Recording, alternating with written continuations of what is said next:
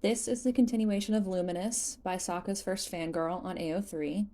This is Chapter 5, titled Cotera. Free the four divine beasts. Do not fight alone. Zelda's message. Her last instructions to him. Free the four divine beasts. Do not fight alone. In other words, she definitely anticipated that Link would want to rush straight to the castle without a real plan. Smart girl. She knew him too well. And how insane was that? She knew him and he didn't know her at all. He'd known her once, but he didn't remember a damn thing. He hardly knew himself anymore. As Link lay in his bed, staring at the ceiling, his frustration only grew. Surely there was a way to get his memories back. He didn't remember Zelda, but his instinct was to trust her, protect her. He didn't remember her, but he still loved her dearly. He didn't remember Mipha, but when he first found his locket, he'd wanted to cry. He still did. She was long gone, beyond saving. She was dead, yet Link was still here. Everything about that felt wrong. Link didn't remember her, but when he heard her name, he thought of water and kind eyes. His heart swelled with love and broke with grief at the same time. How do you mourn people you don't remember? Link wasn't sure. He just knew it hurt. He rolled over, facing the wall, and tried to shake the feeling that Mipha, someone, should be next to him. His dreams that night were confusing, blurry, distorted. Voices came and went. His friends' names blazed in his mind, knowledge as easy as breathing, only to be swiftly snuffed out. Any other day, Link would have been much more careful, but he'd just spent the better part of an hour with Zelda sobbing on his shoulder. King Rome had shouted at her again. He'd shouted that her mother would be ashamed of her. Link had seriously considered pulling the man off his precious throne and skewering him when she told him. It was Zelda's throne by rights, anyway. Except common sense prevailed. There would be no skewering today. At least, no skewering of a real person. Training dummies, on the other hand. He stalked down the hall, seething, on his way to the training yard. Palace guards and servants jumped out of the way, eyeing him warily. The usually impassive champion showing obvious fury? Unheard of. At least they knew not to get in his way. As soon as he reached the training grounds, he sliced the head clean off of a dummy. In moments, it was slashed and cut to pieces. King ruined Bosterama's high horse, Link muttered. He kicked the training dummy's remains. A drawling voice said, "Well, well, well, I didn't know you had it in you." Rivali. He was leaning against the fence, and Link tensed, his grip tightening on his sword. Link fully expected Rivali to run and spread this gossip or report him to the king. Instead, Rivali grinned. "He is an ass, isn't he?" he asked. Link nodded. Rivali hopped over the fence. "Come on then, chosen one," he drawled. "It's time for some archery." Urbosa clung to Zelda. Link had never seen the ferocious chief look so shattered, so terrified. After a long moment, Urbosa reluctantly handed Zelda over to two of her guards. Zelda was still shivering and kept glancing at Link with wide eyes. Urbosa marched right over to Link and pulled him into a tight hug. He froze, stiff as a board in her arms. "Thank you," she whispered against his hair. "Thank you." He only nodded. There was no way he could speak, not with so many people here, all of them watching him. The guards looking vaguely impressed or curious or tense and glaring out at the sands, on the watch for more Yiga. Zelda, her usual glare gone and replaced with an expression Link couldn't name. He couldn't even sign. Urbosa was holding him too tight. Just as well, Link supposed. He couldn't think of a response anyway. Somehow, "You're welcome," or "just doing my duty," didn't sound right. He didn't have the heart to ask Urbosa to let go, not when she, strong, unbreakable, hot-tempered Urbosa, was shaking. Zelda's shoulders drooped. Her hands, previously clasped in prayer, fell limply to her sides. She sighed, such a small, defeated noise. Link couldn't stand it. Evidently, neither could Impa, because she jumped to her feet and blurted, "Hey, let's take a break. I'm really hungry, Princess. How about some dinner? Link can cook." Link elbowed her. Impa elbowed back twice as hard. "You're the only good cook here," she pointed out. Zelda glanced over her shoulder, exhausted and defeated, but with a hint of a smile. "I won't let you hurt him," Mifa screamed, slashing at the Lionel with her spear. She looked utterly ferocious. Her usual ethereal air was gone, replaced by total fury. The Lionel reared on its hind legs, roaring in pain. Black blood gushed down its chest. "You won't hurt him," Mifa hissed. "Not as long as I draw breath." Link staggered to his feet, holding his sword. He ran to Mifa's side, both of them aiming their weapons at the Lionel. "Together?" he asked. If she was surprised that he spoke, she didn't show it. She only nodded, eyes narrowed and blazing. "Together," she said, and they both pounced. Daruk announced his presence by scooping Link up from behind, his massive hands under Link's arms. "Little guy," he cheered. "How have you been?" "I'll be better when you put me down," Link sighed. Zelda and Impa were openly gaping. "Nah," Daruk said happily. "You're not getting away that easily. I haven't seen you in weeks." Link sighed. In the back of his mind, the Master Sword laughed. When Link woke, their faces were blurred. His surroundings faded like mist. Their words were garbled. Their names were remembered, but their faces were not. What had they been doing? Training, talking, fighting. They'd been friends, right? All of them? And he'd had a sword. It had a name, didn't it? He could remember his friends' names, but not the swords. His head hurt. His heart ached. He'd just woken up after 100 years, but he still felt exhausted. Mifa, he reminded himself. Zelda, Urbosa, Daruk, Rivali. And who else? Impa, of course, but who else? Link sat up, his hair falling in his eyes. Outside, the sun was shining. Who else? Did he have a family? Surely he must have. Once.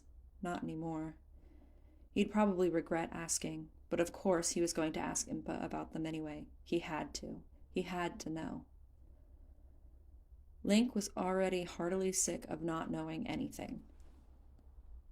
Frustrated, hurting, and knowing he wouldn't go back to sleep, Link got up. He grabbed a traveler's sword from his pack and hurried downstairs and right out of Impa's manor. He needed to work off some energy somehow, and he definitely needed to train. 2 birds with 1 stone. Even if he didn't have a sparring partner anymore. He'd tried to push that thought away, but it clung to him, hissing in the back of his mind.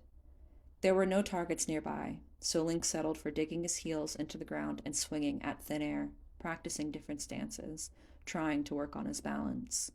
It would do, for now. Impa asked to see the Sheikah slate at breakfast. Paya had nervously called Link indoors, and she continued to look worried. She shyly pushed a bowl of porridge towards him and sat next to Impa with her own. Link slid the slate across the table. Impa was clearly familiar with the slate. She handled it with ease, peering at the map. "Ah," she said, "you've activated 2 towers. Good." And her lips pursed as she examined the runes. She tapped at the screen and her eyes narrowed. "That's odd," she commented. "The camera and the compendium are missing." She tapped the screen again, but nothing changed. It stayed on the runes. And the runes can be made stronger. It was one of Purah's projects. "Purah?" Link asked. "My sister," Impa said. She tried more than once to get the missing camera and compendium working, but nothing happened. She sighed and handed it back to Link. "Well, that will be your next stop, Hateno Village. My sister has her research lab out there. She can get the Sheikah slate fully functioning again." She looked Link up and down. "But gracious, not in those clothes. You need traveling gear, and you need to train." "Can't I just go?" "You absolutely cannot," Impa smirked, mischief creeping into her voice. "Don't make me ground you." Link looked at Paya. She gave a helpless sort of shrug. He wasn't sure if she was agreeing with Impa or trying to say she'd been grounded before. Maybe both. How long were you out there doing drills? Impa asked. Um, Link hadn't actually looked at the time. Impa shook her head. You need a sparring partner. I'll ask Kato. Meanwhile, Paya, will you take Link to Enchanted? Paya squeaked and gulped down the remainder of her tea as if dying of thirst. Yes, grandmother, she mumbled. Okay, he admit he needed more clothes. But still, he could handle himself just fine. He'd gotten here, hadn't he? Although a small part of him whispered it was nice to know that someone cared. Paya had been anxious since the day she was born. She'd always been anxious, always been shy, but it got 10 times worse when her parents died. They'd been out in the woods, examining that odd pedestal. Paya agreed with her mother's old notes. It must be related to the heirloom, but they couldn't get it to work. They stayed out too late. It was so dark and they were so absorbed in their work that they didn't notice the moblin creeping up on them until it was too late. Paya didn't utter a word for a month straight after their deaths. She'd never seen her grandmother break down like that, wailing and screaming. Impa was the Sheikah elder. Although she swayed alarmingly when brought the terrible news, she'd managed to, mostly, stay strong in front of the village. But once they were left alone, Impa broke, and so did Paya. The only thing to drag Impa out of despair was her hope in her friends, Princess Zelda and Prince Link. Paya grew up hearing about them, just as she'd heard stories of Auntie Purra and Uncle Robbie. Princess Zelda, so beautiful and wise. Impa told her the princess was like a bird in a cage. Her potential was locked away. Not just her magic, but her intelligence, her advice and guiding hand, all ignored by the king and the court in favor of her dormant powers. Yet Zelda remained kind and determined, infinitely curious. She was Impa's dearest friend. She was happiest when out exploring, not stuck in the castle. She loved flowers, research, history, and science. Impa said she knew something big had happened with Link and Impa, or was about to, simply from how giddy Zelda was. Sure enough, within the month, they were engaged, and Zelda was overjoyed to help in the wedding planning, something even her father couldn't deny her, lest he offend King Torafan. And if Zelda snuck in some Sheikah research while looking at decorations, well, no one needed to know. Prince Link, who did not start out as a prince but a knight, Impa told her it took an entire year for Impa to hear him speak. Brave to a fault, protective and kinder than most people would realize. Impa said he loved animals, especially horses, and doted on his little sister. She'd watched his and Princess Mifa's love story unfold, and she'd been so happy for them. Her grandmother said she hadn't realized that Link was as anxious as Zelda. She hadn't realized it for a long time. Once she did, she became determined to cheer them both up. They were her friends, stubborn and brave, so very dedicated, and they had the weight of the world on their shoulders. Yet they did not falter, Impa would always say. They fought until the end. Zelda continues to fight for us even now, and when Link awakes, I do not doubt he will jump right back into the fray. Impa's faith in them kept her going, and although Paya had never met them, although they were merely stories to her, they encouraged her too. If even people as wonderful as Princess Zelda and Prince Link could feel anxious, if even they could feel despair and keep going anyway, maybe Paya could too. She wanted to be like them. She wanted to make her grandmother and parents proud. She wanted to be someone these mysterious royals would like. And now here she was, escorting Prince Link to the clothing shop. Life could be utterly bizarre sometimes. She'd tried to think of something to say. Come on, she scolded herself. You've wanted to be friends with him for so long. He's right here. Say something. Anything. Ask him how he is. Say you hope he's settling in well. Speak. Her mouth stayed stubbornly shut. Even Paya, who normally preferred silence, could admit this was excruciating. Link's bright blue eyes darted around, taking in the village. It would be the perfect conversation starter if Paya could only open her mouth and speak to him. Oh dear, he probably thought she was so odd. "So, you're Impa's granddaughter?" Link asked, somewhat awkwardly. He darted out of the way as Coco and Katla sprinted down the hill. Dorian hurried after his daughters, pausing to bow to Link and Paya, shouting for them not to run so fast.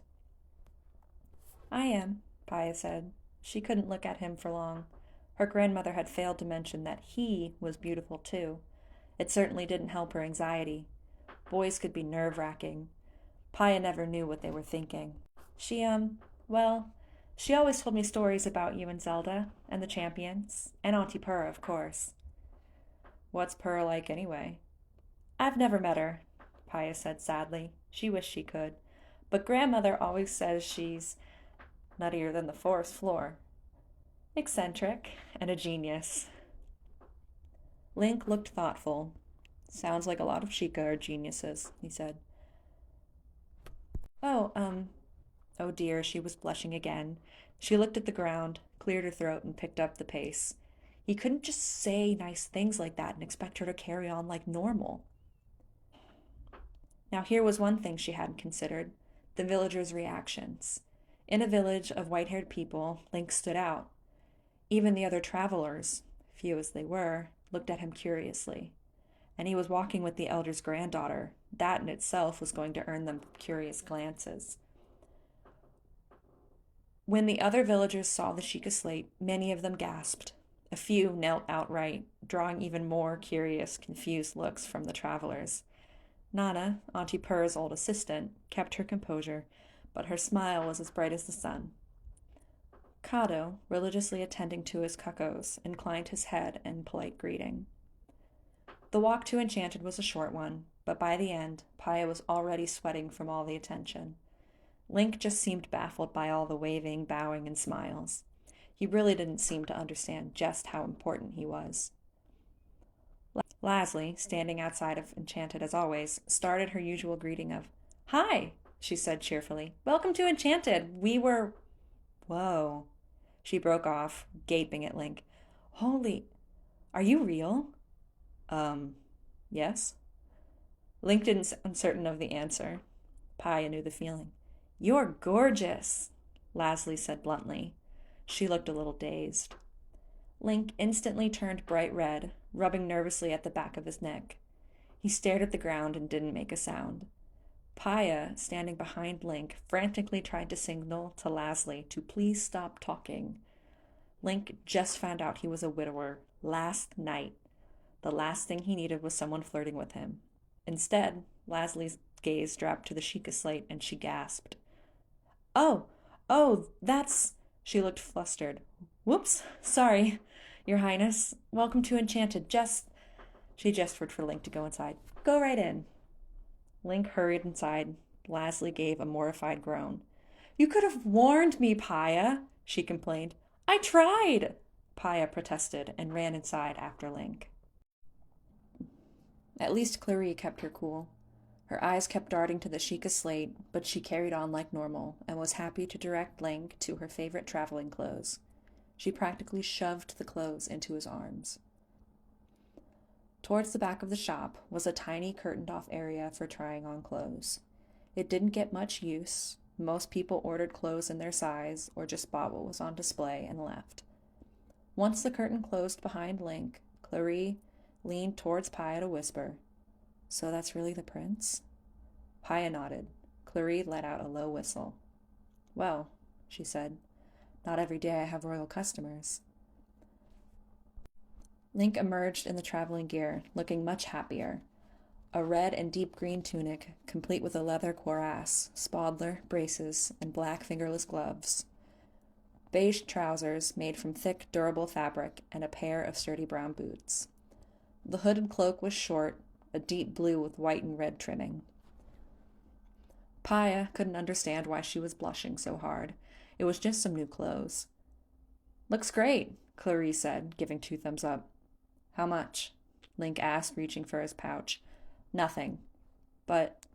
Link's eyebrows furrowed, and Clarie cut him off with another cheerful, "Nothing." "But it's..." "Nope," Royals don't pay. Link huffed, hands on his hips. He had a very stubborn set to his jaw. It's just travel gear, Clarice said more gently. She nodded towards the display of traditional Sheikah clothing. If you want that, I'll charge. But for this, consider it a welcoming gift.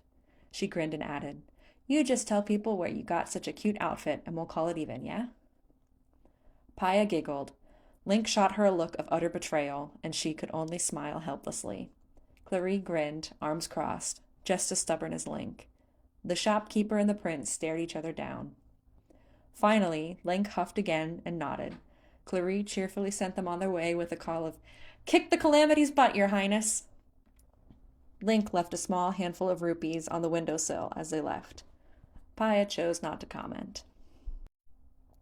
Paya decided to do Rolla a big favor and not report her unseemly comments to Impa. Poor Link looked utterly mortified by Rolla's blatant flirtatious comments and stepped back uncomfortably when she kept staring at him. Paya, in a move that surprised herself, slapped the rupees for the fire arrows down on the counter and steered Link out of the curious quiver by his shoulders. Yes, thank you, Rolla. Goodbye, she said firmly.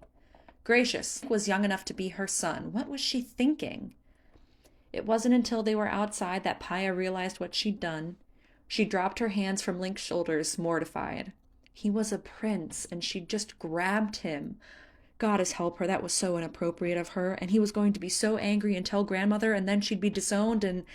Thank you, Link signed. Paya blinked, startled back to reality. Her heartbeat slowed back to normal. She gulped, trying to clear her head. You're welcome, she signed back with a shy smile. Link, fidgeting with his locket, looked around. Coco was cooking again. Katla was watching her. Dorian and Kato were standing guard. That strange new man, the artist with colorful tattoos, was squinting at the goddess statue and trying to paint it. A young traveler was reading his map. So, anything interesting about the village? Link asked.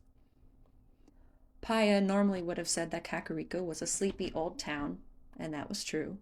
There wasn't much to be said. But as she met Link's eyes, she remembered another tale of her grandmother's, the Great Fairy Cotera and her blessings. No one had seen the Great Fairy in nearly 90 years, but surely, if anyone was worthy of her protection, it was Hylia's chosen. It was worth a shot. Well, Paya said, there's a story of, a great fairy who oversaw the construction of our village so long ago. Link looked intrigued, his eyes brightening. He nodded for her to continue. Paya, wringing her hands, managed to look him in the eye. I'll show you, she promised. Come along. And so they set off up into the hills. They passed a shrine. Link marked it on his map for later, and continued. The path quickly disappeared, replaced by overgrown grass and wildflowers. The shrubbery and trees grew thicker. Paya didn't like being out here. All she could think of was her parents. Heart pounding, hands shaking, Paya kept her back to the direction of the mysterious pedestal. She knew Cotera Spring wasn't that way, at least. No need to go there. No need to think about it. Just focus on the task at hand. She wanted to help Link, even if they didn't find Cotera today. At least she could say that they tried. She did her best. Nearly 2 hours passed, and Paya was about ready to call it quits when something actually happened. It was pure luck that they found her. Paya stumbled over a tree root and fell backwards. Link jumped to catch her, and they both went tumbling down the hillside, crashing through bushes and landing in a heap in a clearing.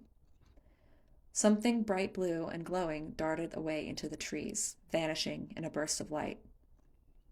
The very air felt different, heavier, not with malice, but with magic, Paya realized, eyes widening.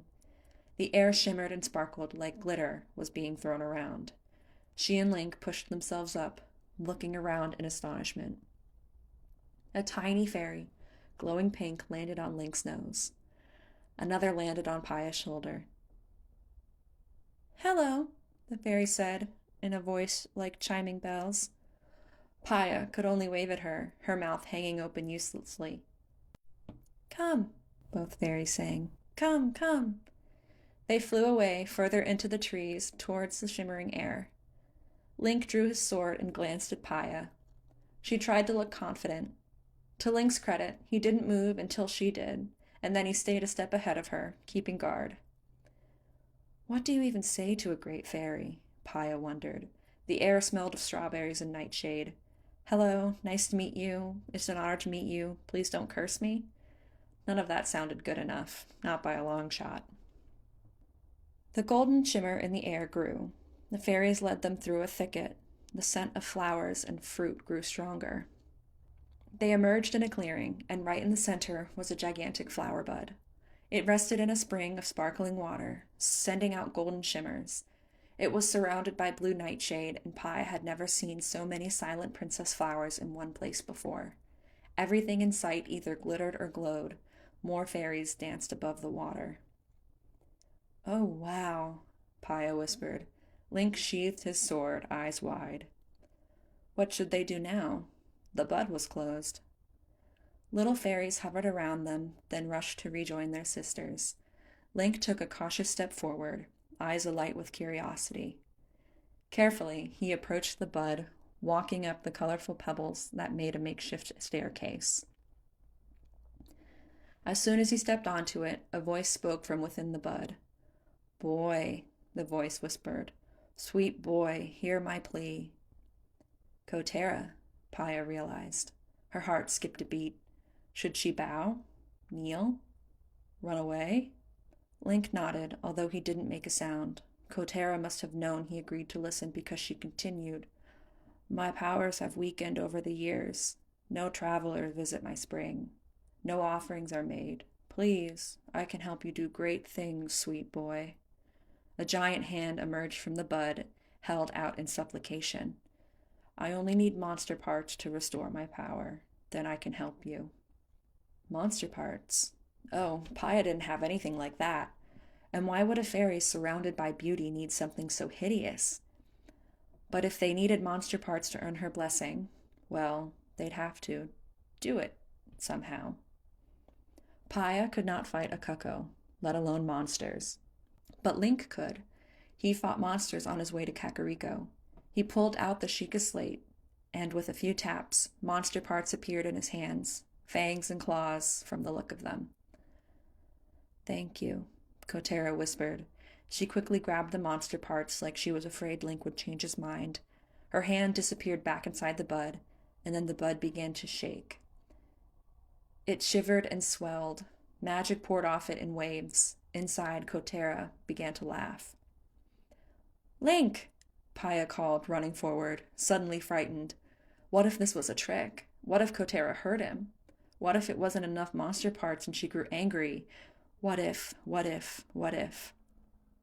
Just as Paya reached him, the bud burst open in a shower of golden light. I'm back, Cotera cried. The little fairies in the spring began to cheer and laugh. Cotera beamed down at them, breathtakingly beautiful, towering over them. She had long blonde hair, colorful makeup, and she was dripping with jewels. Jewelry in her hair, in her ears, at her neck, wrists, and fingers. Her top seemed to be made of fish scales. She looked more like Paya's idea of a siren than a fairy. Yet there was no mistaking what she was, ethereal, wondrous, and radiating magic. She looked like a goddess. Cotera's smile was kind, but when she took a good look at Link, she did a double take. Link? She asked. Her smile grew. Link! Is that really you, sweetheart? You know her? Paya wanted to ask him, and immediately felt like a fool. Even if Link had met the Great Fairy before, he wouldn't remember. Link looked completely lost, but he nodded and gave a shy wave. Cotera laughed in delight. Oh, look at you, she cooed, beautiful as ever. She leaned down so her huge eyes were level with them. And you brought an equally beautiful friend, she added with a wink.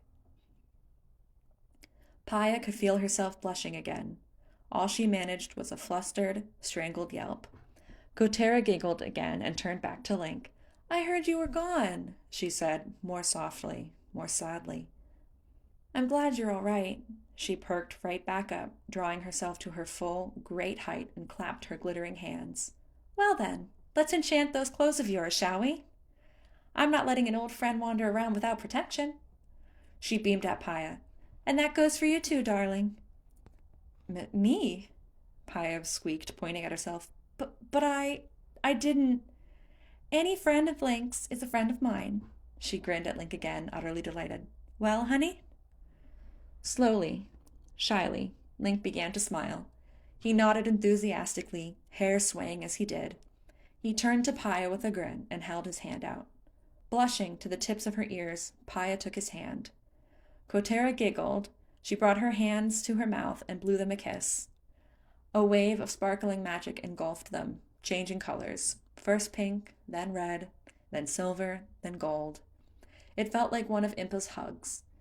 It smelled like Paya's favorite thing, too. Tea, her jasmine perfume, old books, and cinnamon cake. The magic slowly died down. Paya couldn't explain it, but her clothes did feel different. She felt different. Gently, Cotera patted them both on the head with one giant finger. There, she said. Not bad if I say so myself. Her smile grew wistful. If my sisters were free, I could do more. Will you stay a while? I haven't talked to anyone in so long. How could they refuse? Link sat down right away, legs crossed. Paya knelt, her hands folded in her lap. What would you like to talk about, my lady? Paya asked shyly. Cotera laughed, hands clasped to her heart. Anything, she said brightly. Everything. Grandmother is never going to believe this, Paya thought, still dazed, as she and Link stumbled back towards the village hours later. She waited patiently outside the shrine for him, looking down at Kakariko. The sun was beginning to set. She'd spent almost all day talking with the Great Fairy, the guardian of Kakariko herself. Paya could not fight monsters, but she had helped. Cotera even seemed to like her. The poor fairy had been devastated to hear Link didn't remember her, that he had, in fact, died all those years ago. For a moment, Paya thought Cotera was going to cry, but she smiled valiantly. No matter, she said with a wave of her hand. You're here now, sweetheart. Link emerged from the shrine and gave Paya a thumbs up. She smiled and fell into step with him as they descended the hill. Well, she'd shown him around. She'd helped him find a great fairy, and they both got her protection. Link had the clothes he needed and more arrows, too. All in all, she'd call it a successful day. A wonderful and truly insane day. She hoped he liked her. She hoped they could be friends. That was insane, Link said quietly. He glanced at Paya and smiled. Thank you. Happy to help, Paya mumbled. She tried to look him in the eye, but ended up looking at the sky. Baby steps. They reached the manor. Impa was waiting on the steps with Kudos. There you are, she said, leaning on her cane. Link, I've got some good news. Kudos here has agreed to train with you. Link perked up. Kudos bowed to him, one hand on his heart. When do we start? Link asked. First thing in the morning, Impa said. She smirked and pointed at him with her cane. We need to get you back in shape. Thanks so much to anybody who listens to this. This is my first time creating a podfic. If you liked it, please go leave kudos and comments for the original author on AO3. I've left a link down in the description.